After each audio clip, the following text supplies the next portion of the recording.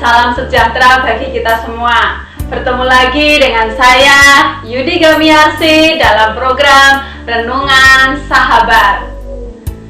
Khusus pada video kali ini, saya mau menyaksikan kebaikan Tuhan dalam kehidupan saya.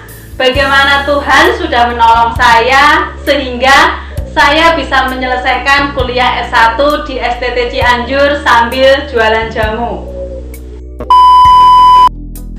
Pada awalnya saya tidak pernah punya keinginan, saya juga tidak kepikiran dan juga tidak punya mimpi untuk saya kuliah karena beberapa alasan. Alasan yang pertama, karena pada waktu itu setelah saya lulus SMP, saya langsung merantau. Jadi saya tidak menikmati masa-masa sekolah di SMA.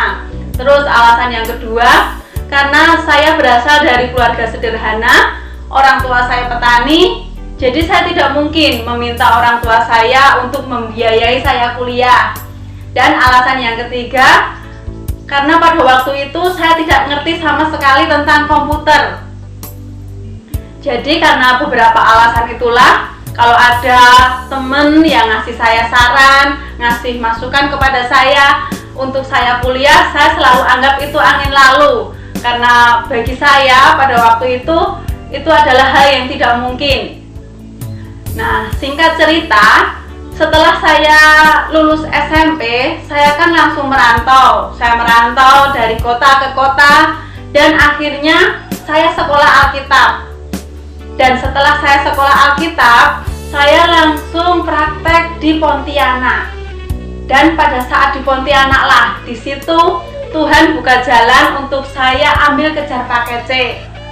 Puji Tuhan, urusan ujian kejar paket C selesai dan di situ saya percaya sama Tuhan.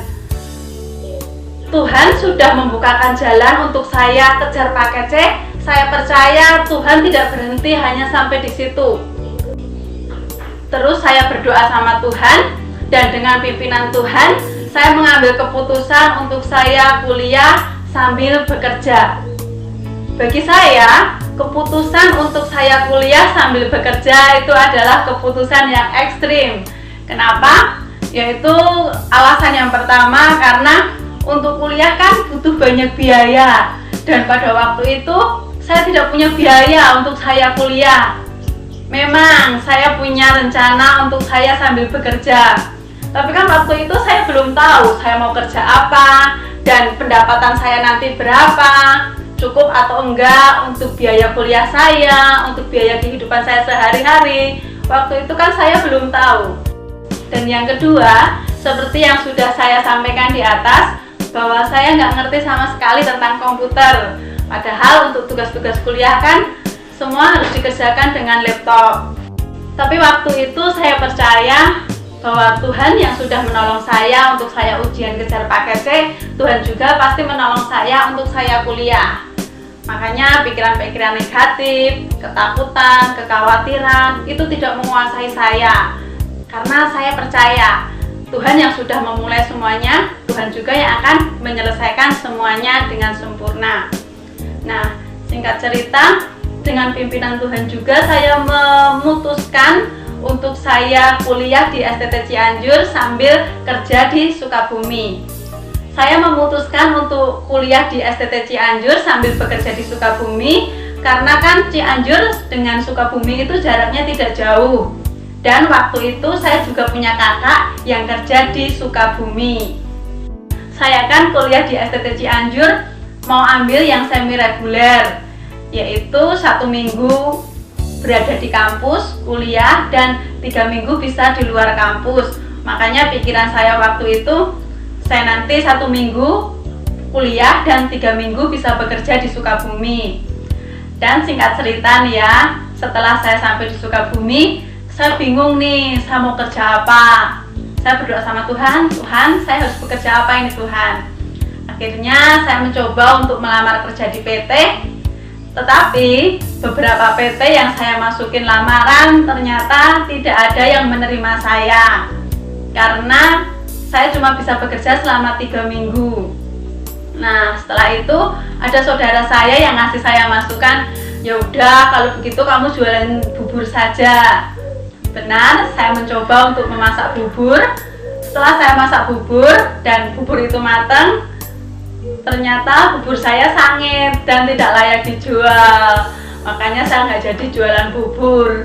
Dan setelah itu baru kakak saya yang di Sukabumi ngasih saya masukan, ya sudah, kamu jualan jamu saja. Besok pagi kamu ikut saya jualan jamu. Setelah itu kamu jualan jamu sendiri.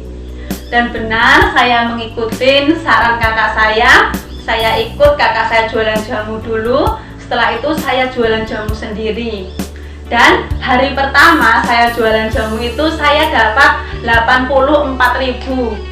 Di situ saya sangat senang banget. Saya bersyukur banget sama Tuhan. Dan saya benar-benar merasakan Tuhan itu bekerja, Tuhan itu campur tangan dalam usaha pekerjaan saya. Karena kan kalau mendengar cerita dari kakak saya yang juga jualan jamu, awal-awal kakak saya jualan jamu itu, kakak saya pernah tidak dapat uang sama sekali karena tidak ada yang beli, dan juga belum punya pelanggan kan waktu itu. Dan saya, waktu saya jualan jamu di Sukabumi, sebenarnya kan saya juga belum kenal sama orang-orang di Sukabumi, saya juga belum punya pelanggan, tetapi saya sudah bisa dapat 84.000. Waktu itu saya senang banget. Selama 4 tahun saya jualan jamu di Sukabumi, saya tidak pernah tidak dapat uang, pasti selalu dapat uang. Memang kadang rame, kadang sepi, tetapi selalu cukup untuk biaya kuliah saya dan juga untuk biaya kehidupan saya sehari-hari. Selama 4 tahun saya kuliah di STT Cianjur sambil jualan jamu di Sukabumi, ada banyak banget pertolongan Tuhan yang Tuhan nyatakan dalam kehidupan saya. Yang awalnya saya tidak ngerti sama sekali tentang komputer, tentang laptop, dan saya harus mengerjakan tugas-tugas itu dengan laptop. Dan puji Tuhan saya bisa, sehingga pada tahun 2018 saya wisuda dengan IPK 3,37 dan nilai skripsi saya pun juga AB. Saya benar-benar merasakan mujizat Tuhan. Bagi saya itu adalah nilai mujizat, karena kalau tanpa Tuhan saya nggak mungkin mampu, saya nggak mungkin bisa dapat nilai segitu. Dan yang kedua, yang awalnya saya tidak tahu saya harus bekerja apa, akhirnya Tuhan tuntun sehingga saya jualan jamu, dan itu Tuhan pakai untuk mencukupi biaya kuliah saya dan juga biaya kehidupan saya sehari-hari. Dan saya sangat bersyukur saya bisa kuliah di STT Cianjur sambil jualan jamu. Karena kan dengan saya jualan jamu itu saya tidak terikat.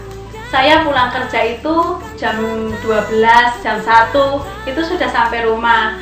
Jadi sore harinya saya bisa nyantai, malam hari saya bisa mengerjakan tugas, saya masih bisa tetap pelayanan, bisa tetap ibadah, hari Minggu saya bisa libur, dan kalau ada kegiatan-kegiatan lain pun saya juga bisa libur kapan saja. Coba kalau kemarin saya maksa untuk kerja di PT kan terikat, mau izin itu susah. Nah, jadi dari sini saya mengambil satu pembelajaran bahwa jangan takut kalau ada satu pintu yang tertutup, karena Tuhan sudah mempersiapkan pintu lain yang jauh lebih baik dari pintu sebelumnya. Dan lewat kesaksian saya ini, saya juga mau sampaikan bahwa apapun yang menjadi harapan kita, apapun yang menjadi mimpi kita, cita-cita kita, keinginan kita, terus bawa dalam doa. Percayalah, tidak ada yang mustahil bagi Tuhan. Tuhan sanggup mengerjakan hal-hal yang luar biasa dalam setiap kehidupan kita. Dan selama kita masih berdoa, pengharapan itu ada di tangan kita. Kesaksian saya hari ini saya akan tutup dengan satu ayat firman Tuhan dalam 1 Korintus 2 ayat yang ke-9 yang mengatakan bahwa tetapi seperti ada tertulis, apa yang tidak pernah dilihat oleh mata, yang tidak pernah didengar oleh telinga, dan yang tidak pernah timbul di dalam hati manusia, semua yang disediakan Allah bagi mereka yang mengasihi Dia. Puji Tuhan, Tuhan Yesus memberkati.